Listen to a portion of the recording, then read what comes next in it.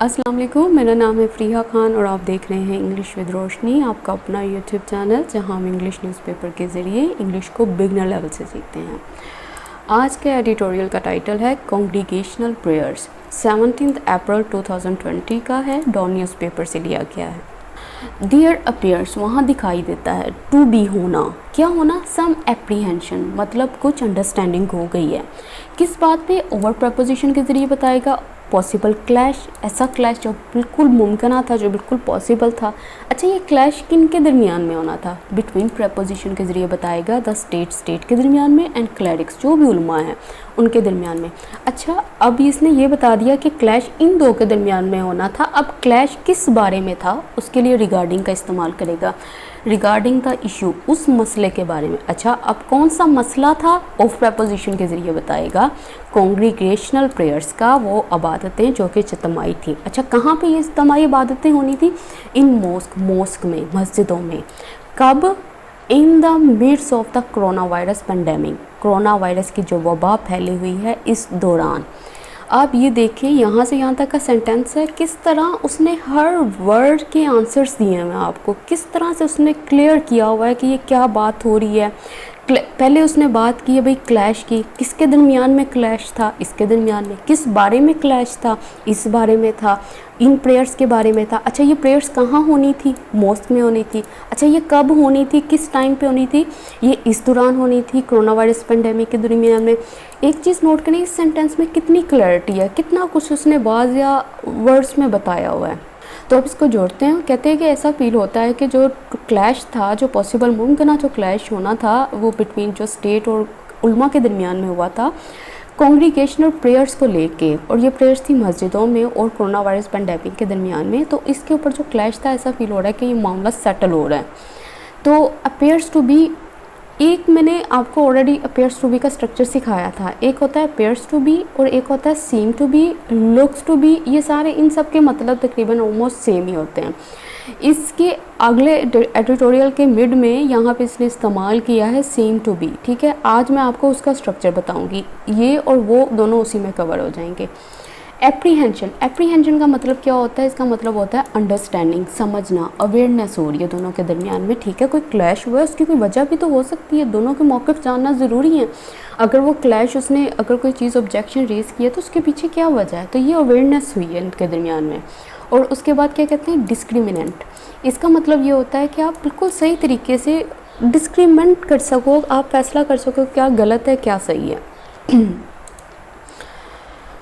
अच्छा, कॉन्ग्रीगेशनल का क्या मतलब होता है? इसका मतलब होता है इज्तिमाई। इज्तिमाई तौर पे जो इकट्ठे होकर लोग इबादतें करते हैं, तो ये उसकी बात कर रहा है। कॉन्ग्रीगेशनल प्रेयर्स वही होती हैं। मॉस्क मस्जिद हैं। और मिड्स का मतलब होता है दुरानियाँ, किसी चीज़ के दौरान। अच्छा, किस चीज़ के दौरान? ये वो टाइम पीरियड है जो भी चल रहा है कोरोना वायरस पेंडेमिक का। पेंडेमिक का मतलब होता है वबा, पैन का मतलब होता है चारों तरफ, डेमिक का मतलब होता है ऐसी वबा जो चारों तरफ फैली हो। ये मैंने ऑलरेडी कवर किया हुआ है। अर्लियर, शुरू में, किसके? दिस वीक, इस हफ्ते के। एट अ प्रेस कॉन्फ्रेंस में। और ये कहाँ हुई थी प्रेस कॉन्फ्रेंस? कराची में। अच्छा, सम, कुछ। अच्छा, कौन से कुछ की क्या बात हो रही है? सम ऑफ द लीडिंग स्कॉलर्स, मतलब जो लीडिंग स्कॉलर्स हैं उनमें से सम, कुछ की बात हो रही है। अच्छा, ये स्कॉलर्स कहाँ से थे? फ्रॉम लगा के बताएगा। देवबंदी में से, बरेलवी में से, एंड और कहाँ? अहले हदीस स्कूल्स ऑफ थॉट्स, वहाँ से थे। अच्छा, उन्होंने क्या किया था? हैड अनाउंस, उन्होंने अनाउंस किया था। Announce what? वहाँ पे आना था दैट। ठीक है, दैट इसने एमिट कर दिया जब उसका मतलब होता है ये कि दैट, ये कि दे वर ऑलरेडी टू रिज्यूम, वो रिज्यूम करने वाले थे, फिर से दोबारा शुरू करने वाले थे। अच्छा, किस चीज़ को शुरू करना था उसने? डेली, रोज़मर्रा की। और क्या? Friday prayers. डेली की जो 5 वक्त की नमाज होती है और जो जुम्मे को जुम्मा प्रेयर होती है, उसको दोबारा से स्टार्ट करने लगे थे। कहाँ? इन मॉस्क, मस्जिदों में। तो क्या बात हो रही है? बात ये हो रही है कि इस हफ्ते जब प्रेस कॉन्फ्रेंस हुई थी कराची में, तो जो लीडिंग स्कॉलर्स थे ना, ये उन्होंने थोड़ी बता दिया कि कहाँ से, देवबंदी से थे, बरेलवी से थे, अहले हदीस से थे, वहाँ से कुछ उलमा आए हुए थे। उन्होंने इस बात पे ऐलान किया कि वो जो भी रोज़मर्रा हम 5 वक्त की नमाज़ पढ़ते हैं और जुम्मा प्रेयर पढ़ते हैं मस्जिदों में, वो इसको दोबारा से स्टार्ट करने वाले थे। यहाँ पे अब देखने की क्या चीज़ है? रिज्यूम का मतलब होता है दोबारा शुरू करना। और यहाँ पे यूज़ हुआ है स्कूल्स ऑफ थॉट। इसका क्या मतलब होता है स्कूल्स ऑफ थॉट का? देखिए स्कूल्स का मतलब क्या होता है, दर्सगाहें, ठीक है, दर्सगाहें जहाँ से हमें इल्म मिलता है। अब यहाँ पे उसने इस्तेमाल किया है ऑफ थॉट, मतलब सोच। अब यहाँ पे एक जमात आ रही है देवबंदी की, इसकी अपनी थॉट है, ये इसके अपने पैरोकार होंगे, इसके अपने बिलीव्स हैं। यहाँ पे आके बरेलवी लोगों के अपने बिलीव्स हैं। फिर आ गई अहले हदीस, इनके भी अपने बिलीव्स होंगे। लेकिन ये सब के सब हैं तो स्कूल्स ना, दर्सगाहें हैं, कोई इल्म पहुंचाते हैं। लेकिन ये जो इनकी थॉट्स हैं सब की सब डिफरेंट है, जिससे ये पता चलता है कि ये सारे जमातों में बटे हुए हैं। मतलब इनकी अपनी जमात है, इनकी अपनी जमात है, इनकी अपनी जमात है। इसलिए ऐसी चीज़ वो जो तबके बने हुए हैं, इन चीज़ों को कहते हैं स्कूल्स ऑफ थॉट, कि इनकी अपनी थॉट, इनकी अपनी थॉट, इनकी अपनी थॉट। हाउएवर, ताहम कंसीडर करते हुए दैट ये कि सच एन एडिक्ट, ऐसा जो पब्लिक ऑर्डर जो कि एक किसी अथॉरिटी ने दिया उसको एन एडिक्ट कहते हैं, पब्लिक अनाउंसमेंट। अच्छा, वो क्या करेगी, वुड अलाउ, वो अलाउ कर देगी किस चीज़ को, फॉर मैस गैदरिंग, बहुत बड़ी गैदरिंग को। कहाँ पे, इन मॉस्क, मस्जिदों में। अच्छा, किस लिए, टू रिज्यूम, ताकि वो दोबारा शुरू कर सकें। कब शुरू कर सकें, इन दीज पेरिलियस टाइम्स, उन वक्तों में जो बहुत ही डेंजरस हैं। और उसके बाद कोमा, द स्टेट, जो स्टेट थी वो क्या हुआ, स्वंग इनटू एक्शन, वो भी एक्शन में आ गई। अब उसके बाद कह रहा है विद, साथ ही, the federal religious affair minister, जो भी फेडरल रिलीजियस अफेयर मिनिस्टर थी, कॉन्टैक्ट करते हुए सम ऑफ द क्लरिक्स, उन क्लरिक्स को इन्वॉल्व इन, B3 आ गई इसमें, वो क्लरिक्स की बात कर रहा है जो कि शामिल हुए किसमें, इन मेकिंग द अनाउंसमेंट बनाने में, इस अनाउंसमेंट का ऐलान करने में जो शामिल हुए, उनको इन्होंने कॉन्टैक्ट किया। इन द होप ऑफ, इस उम्मीद से, कन्विंसिंग दैम, इस उम्मीद से कि वो उनको कन्विंस कर लेंगे, किस बात पे, क्या पर्पस है, टू रीथिंक, ताकि वो फिर से सोचें, दोबारा सोचें। टू रीथिंक व्हाट, किस चीज़ को दोबारा सोचना है, देयर प्लान, उनका जो प्लान था, जो मंसूबा था, उसको वो दोबारा सोचें। क्या कह रहा है अब, वो कह रहा है कि कंसीडर, इस बात को कंसीडर करते हुए कि ये जो एन एडिक्ट है ना, ये जो पब्लिक अनाउंसमेंट है, ये अलाउ कर देगी। इससे क्या होगा कि सब लोग मस्जिदों में इकट्ठे हो जाएंगे, और वो भी उन वक्तों में जो कि बहुत ख़तरनाक है। क्या हुआ, स्टेट जो थी वो भी एक्शन में आ गई। उसके बाद कोमा है, कोमे लगा के, कोमा के बाद कह रहा है किस तरह वो एक्शन में आई, जो फेडरल रिलीजियस अफेयर मिनिस्टर थे उन्होंने कांटेक्ट कर दिया, उन्होंने साथ ही राब्ता स्टार्ट कर दिया उन क्लरिक्स से जो इन्वॉल्वमेंट में शामिल थे, जो इस अनाउंसमेंट में शामिल थे, जिन्होंने ये अनाउंसमेंट की थी, उन सबको उन्होंने कॉन्टेक्ट किया, सिर्फ इस उम्मीद से कि वो प्लीज़ एक दफ़ा वो जो उनका प्लान है, जो मनसूबा है, उसको दोबारा सोच लें। अब इसके पीछे की ग्रामर को चेक करें। सर्ज एंड एडिक्ट का मतलब क्या होता है, इसका मतलब होता है पब्लिक ऑर्डर। अच्छा, ये देने वाला कौन होता है, कोई अथॉरिटी होती है, कोई पावर होती है। नहीं कि कोई भी जाके कह दे कि जी सारे आ जाए मस्जिदों में, ये ऑर्डर आ गया, नहीं, ऐसे नहीं। वो कोई अथॉरिटी होगी, वो पर्सन जिसके पास पावर होगी, वो ही ये पब्लिक अनाउंसमेंट करेगा। अच्छा, पेरिलियस का मतलब क्या होता है, डेंजरस, जो चीज़ बहुत ख़तरनाक हो, रिस्की हो, अनसेफ हो और वल्नरेबल हो। ये वर्ड हमने कल भी पढ़ा था, ऐसी चीज़ जिस पे बहुत ज़्यादा असर हो सकता है, ये वो वक्त है। अच्छा, स्विंग इनटू एक्शन का मतलब क्या है, जब कोई चीज़ स्विंग इनटू एक्शन आती है ना, उसका मतलब क्या होता है, क्विकली स्टार्ट वर्किंग, वो बहुत तेज़ी से काम करना स्टार्ट कर देती है। स्विंग क्या होता है, झूला, जब वो झूले को ज़रा सा भी उसको टच किया जाता है, वो कैसे मूवमेंट उसकी स्टार्ट हो जाती है। तो ये उसी क्विक स्टार्ट वर्किंग के लिए उसने ये पूरी की पूरी फ्रेज़ इस्तेमाल किया है कि स्विंग इनटू एक्शन। अच्छा, इन द होप ऑफ का मतलब क्या होता है, इस उम्मीद से, कोई काम इसलिए करना इस उम्मीद से कि अगला बंदा मान जाए। अब यहाँ पे आया था ऑफ प्रपोजिशन के बाद मैंने कहा था नाउन आएगा, प्रोनाउन आएगा या जरंट आएगा, इसलिए यहाँ पे आईएनजी की फॉर्म आई है।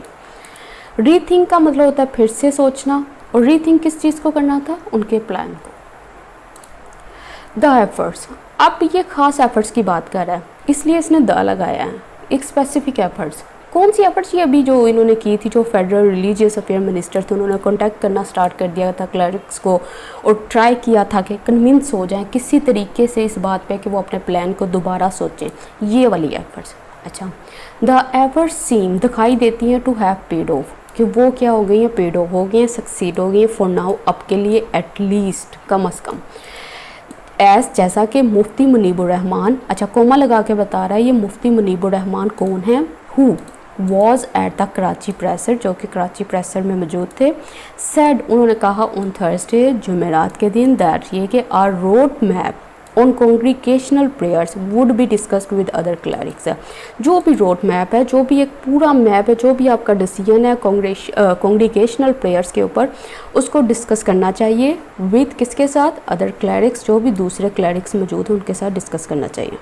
अच्छा, इसको अब हम जोड़ते हैं। वो कह रहा है जितनी भी एफर्ट्स हैं, ऐसा उनको देखकर अभी के लिए ऐसा फील हो रहा है कि वो सक्सीड हो गई हैं। कैसे लग रहा है कि मुफ्ती मुनीबुर रहमान जो कि कराची प्रेसर में मौजूद थे, उन्होंने जुमेरात वाले दिन ये बात कही कि जो भी कॉन्ग्रीगेशनल प्रेयर्स के बारे में जो भी रोड मैप है, जो आप लोगों ने डिसीजन लिया हुआ, उसको डिस्कस कर लें हम दूसरे क्लरिक्स के साथ भी। तो इससे उनको फील हो रहा है कि वो मान गए हैं। अच्छा, यहाँ पे इस्तेमाल हुआ है सीम टू हैव।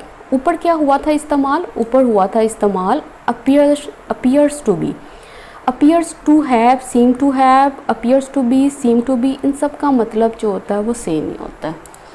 अब ये देखें, सीम कहाँ पे इस्तेमाल होता है, जब किसी चीज़ को देख के ऐसा लगता है, ठीक है, जैसे हमने कहना हो कि तो वो खुश लगता है, ऐसा लगता है कि वो खुश है, वो ऐसा लगता है वो डॉक्टर है, या इस तरह के वो जो लगना है ना, उसके लिए सीम का इस्तेमाल करते हैं।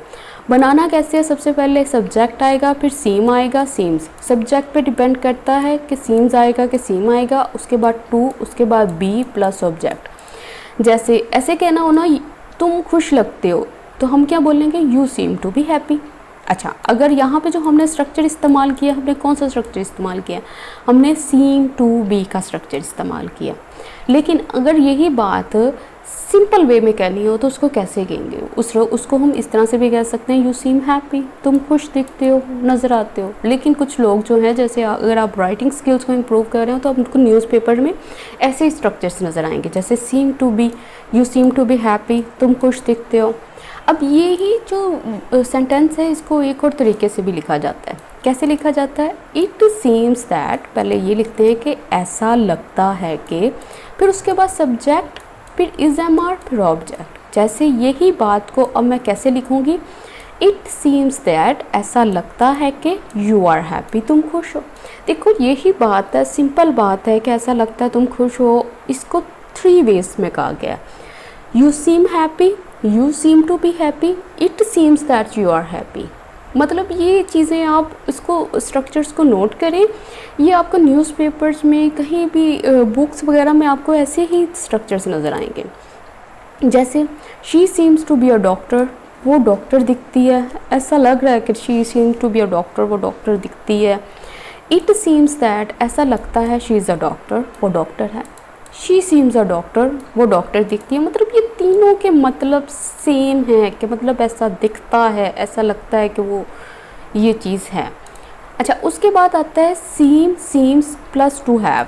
अच्छा, इसका क्या मतलब होता है, इसका मतलब होता है किसी चीज़ का हो चुकना होना।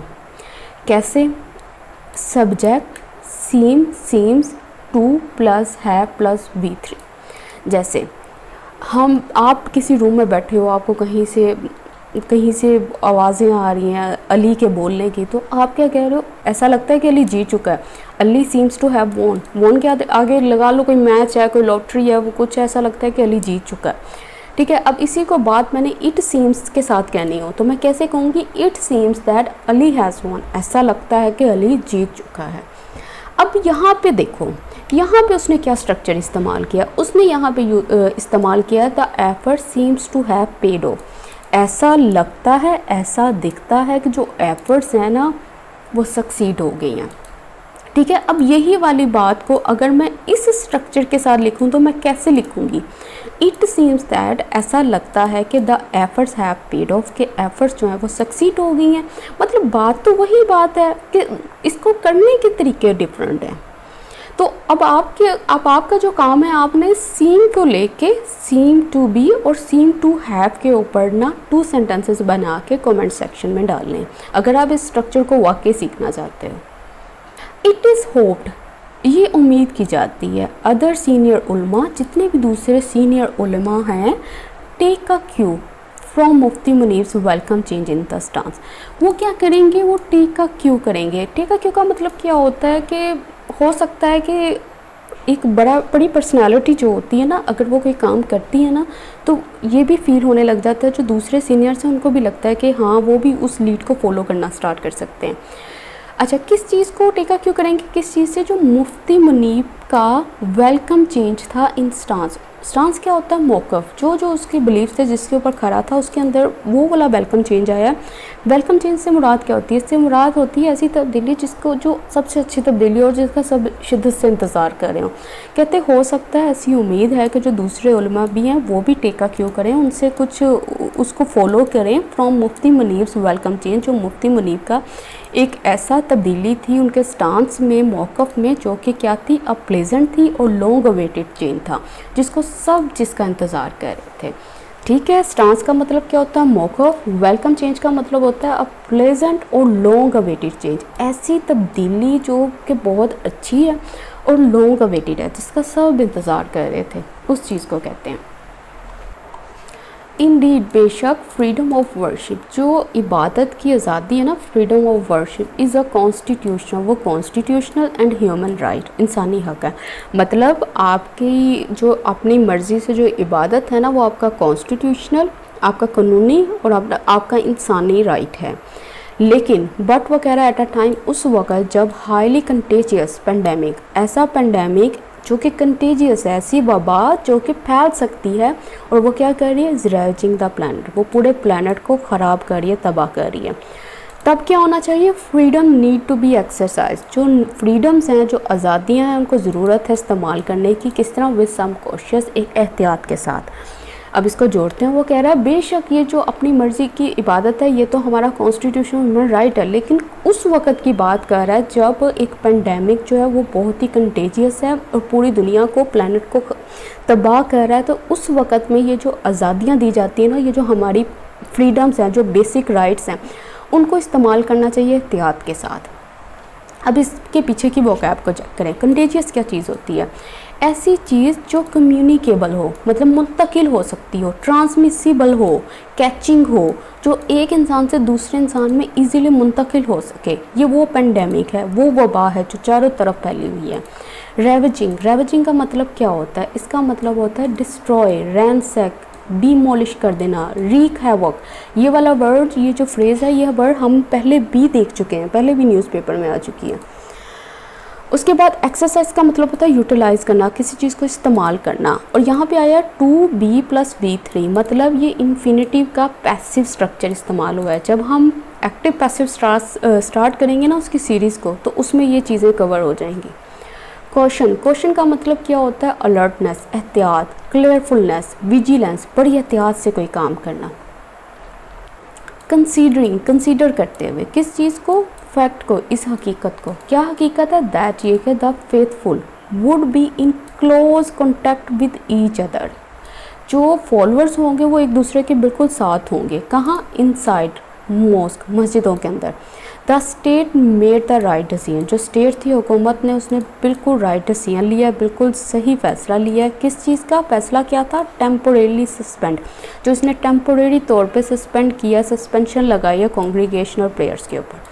क्या बात कर रहा है? अब इसको जोड़ते हैं। वो कह रहा है कि इस बात को अगर हम सोचें ना, कंसीडर करें इस फैक्ट को, कि जब वो फॉलोअर्स जो होंगे, जो नमाजी होंगे, जब वो मस्जिदों में जाएंगे, तो वो एक दूसरे के बिल्कुल in close contact with each other होंगे, वो बिल्कुल एक दूसरे के साथ होंगे।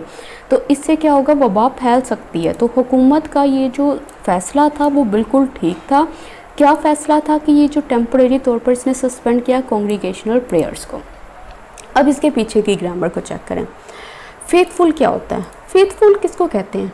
लॉयल, एक इंसान जो बहुत वफ़ादार हो। अब यहाँ पे जो वफ़ादारी की बात हो रही है, उनकी बात हो रही है जो अपने रिलीजन को लेके वफ़ादार हैं। उनको बिलीवर भी कह सकते हैं, एडहेरेंट भी कह सकते हैं, फॉलोअर भी कह सकते हैं। और इसमें कुछ भी देखने वाला नहीं है। This should not be seen, ये नहीं देखा जाना चाहिए। किस तरह? As an affront to religion, अच्छा, ये चीज़, ये जो अभी फैसला किया ना, अब इसको दिस शुड नॉट बी, ये एडवाइस कर रहा है कि this should not be scene, ऐसा नहीं देखना चाहिए इसको। अब किस रूप में? एफ्रंट के रूप पर टू रिलीजन के। इसका मतलब क्या होता है? एफ्रंट का मतलब होता है ऑफेंस, इंसल्ट और स्लर। इस तरह नहीं देखना चाहिए कि ये रिलीजन की इंसल्ट हो रही है या इसकी तौहीन हो रही है, इस तरह से नहीं अब इस चीज़ को देखो। रादर, बल्कि क्या, इट इज़ एन अटैम्प्ट, ये कोशिश है टू, किस चीज़ की? सेव करने की। अच्छा, किस को सेव करने की? लाइफ्स को, ज़िंदगियों को। ज़िंदगियाँ किसकी हैं? जनरल पब्लिक, जो आवाम है उसकी ज़िंदगी को बचाने की ये कोशिश है। इसको आप तौहीन के तौर पर ना देखो कि ये आपकी रिलीजन की तौहीन हुई है, बल्कि इसके पीछे का पर्पस चेक करो। आफ्टर ऑल, फिर भी, इसके बावजूद भी क्या हुआ? तबलीगी जमात वेंट अहेड, जो तबलीगी जमात थी वो आगे गई। किसके? विद इट्स इज्तिमा, अपने इज्तिमा के साथ। कहाँ गई? रायवेंट में। अच्छा, डिस्पाइट का मतलब क्या होता है? के बावजूद। किसके बावजूद? गवर्नमेंट एडवाइस, जो गवर्नमेंट ने एडवाइस की थी अगेंस्ट, खिलाफ किस चीज़ के? होल्डिंग, रखने के, द गैदरिंग, ये जो कॉन्ग्रीगेशंस है, ये जो इकट्ठा होना है एक जगह पे, इस चीज़ से उसने मना किया था। लेकिन इसके बावजूद जो तबलीगी जमात थी वो फिर भी गई। The result has been that, और रिज़ल्ट क्या था? नतीजा क्या निकला? ये कि हंड्रेड्स ऑफ सस्पेक्टेड, जिन पे शक हुआ, और कंफर्म्ड, जो कंफर्म्ड हुए, क्या? Corona virus cases, have been linked, उनका लिंक निकला। किसके साथ वो लिंक्ड रहे? टू द रिलीजियस आउटफिट, जो भी ये इनकी मजहबी वो ऑर्गेनाइजेशन थी, ये उसके साथ बाद में ये जो केसेस थे ये उसके साथ लिंक किए, ये वहीं से निकले थे। क्या कह रहा है? कह रहा है जो रिज़ल्ट था, जितने भी सस्पेक्ट और कंफर्म कोरोना वायरस केसेस के, वो सारे के सारे एट द एंड वो किस चीज़ से निकले? ये जो इन्होंने इज्तिमा के लिए ये जो इकट्ठे हुए थे गवर्नमेंट की एडवाइस के ख़िलाफ़। अदर मुस्लिम स्टेट्स, जितनी भी मुस्लिम स्टेट्स हैं, Saudi Arabia, Iran and Turkey among them, जिनमें ये वाली कंट्रीज़ मौजूद हैं, ये वाली स्टेट्स मौजूद हैं, हैव ऑल्सो सस्पेंडेड, वो भी सस्पेंड कर चुकी हैं। किस चीज़ को? कॉन्ग्रीगेशनल प्रेयर्स को, जितनी भी इज्तिमाई इबादतें हैं। अब कोमा लगा के बता रहा है कौन सी, जिसमें शामिल है इंक्लूडिंग जुमा प्रेयर्स, जिनमें जुमा की इबादत, जुमा नमाज भी शामिल है, इस पर भी उन्होंने सस्पेंशन लगा दी हुई है। सो लिहाजा क्लरिक्स इन पाकिस्तान, वो उलमा जो कहाँ है? पाकिस्तान में है, हैव नो, वो रखते हैं, क्या नहीं रखते? नो जस्टिफिकेशन, कोई जवाज़ नहीं रखते। किस बात का? टू फ्लाउड, कि वो क्या करें? अगेंस्ट जाएँ, किस चीज़ के? इस बैन के। क्या कह रहा है? कह रहा है जितनी भी मुस्लिम स्टेट्स थी, सऊदी अरेबिया, ईरान, तुर्की, ये सब की सब देख लो, उन्होंने भी सस्पेंशन लगा दिया कॉन्ग्रीगेशनल प्रेयर्स पे, यहाँ तक कि जिसमें जुमा प्रेयर भी शामिल है। लिहाजा वो कह रहा है जितने भी क्लरिक्स उलमा पाकिस्तान में मौजूद हैं, उनके पास कोई जवाज़ नहीं है कि वो इस बैन के अगेंस्ट जाएँ। अब इसके पीछे की ग्रामर को चेक करें। फ्लॉट का मतलब होता है गो अगेंस्ट, खिलाफ जाना। स्कोन, डिफाई, ये सब के सब इसके सिनोनिम्स हैं। टू प्रिवेंट, रोकना। अच्छा, किस चीज़ को रोकना? आउटब्रेक को, वबा को। इन दिस कंट्री, इस मुल्क में, किस चीज़ से? फ्रॉम गेटिंग वर्स, और बदतर होने से। Clerics need to work with the state, जितने भी क्लरिक्स हैं, जितने भी उलमा हैं, नीड, उनको ज़रूरत है किस चीज़ की? टू वर्क, काम करने की। किसके साथ? विद द स्टेट, हुकूमत के साथ। कह रहा है अगर तो ये प्रिवेंट करना है ना इस आउटब्रेक को इस कंट्री में, ताकि ये मज़ीद वर्स ना हो, तो जितने भी उलमा हैं उनको चाहिए कि वो स्टेट के साथ मिलकर काम करें, उनको ज़रूरत है, नीड है इस बात की। तो हमारा एडिटोरियल हो गया है कंप्लीट। जाने से पहले कमेंट सेक्शन में मुझे ज़रूर बताइएगा आपको वीडियो कैसी लगी।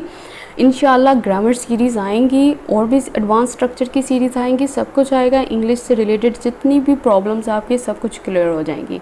बस इसी तरह से साथ बने रहें। अल्लाह हाफ़िज़।